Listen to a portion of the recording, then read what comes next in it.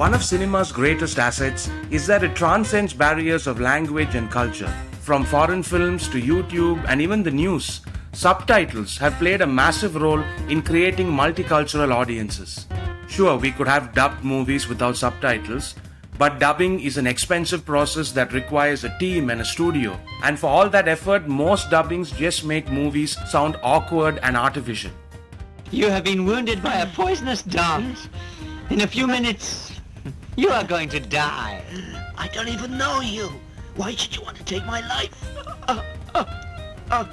What have I done to you? I'm not your enemy. The man we need to thank for subtitles is Herman G. Weinberg, a name rarely mentioned even in film history books. Weinberg grew up in the 1910s and 20s in the United States, where movies were already a full-fledged multi-million-dollar industry. Because movies were still silent, foreign language films were constantly being imported. All you had to do was translate the title cards to English and it played just fine to an American audience. But by 1930, talking pictures were a steady reality. Foreign films still needed the occasional title card to explain the plot, but there would be lines and lines of untranslated dialogue throughout the film. Audiences were starting to get annoyed that they didn't understand any of the jokes or the emotions of the dialogue because they didn't understand the dialogue. The entire American film import business was about to collapse.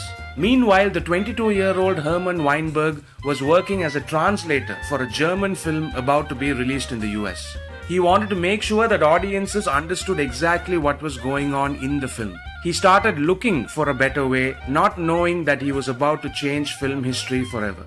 Using an editing machine called a Moviola, he hand-pasted the first ever subtitles onto a film reel before screening it. At first, he wasn't sure that audiences would be able to keep up with this experiment, but at the screening, he realized that people had no problem following the words and the visuals together. So he translated the entire film, and thus, Germany's Two Hearts in Waldstein became the first ever movie with subtitles. Thanks to Weinberg's system, audiences, academics, and critics are still able to enjoy foreign language films in as authentic a manner as possible. Herman Weinberg himself continued to build on his work. He went on to subtitle some of the most influential movies of all time, which in turn inspired some of the greatest filmmakers of all time. Today, subtitles are ubiquitous in everything we see.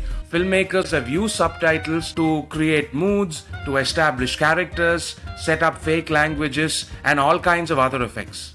All because of one tiny innovation by Herman Weinberg.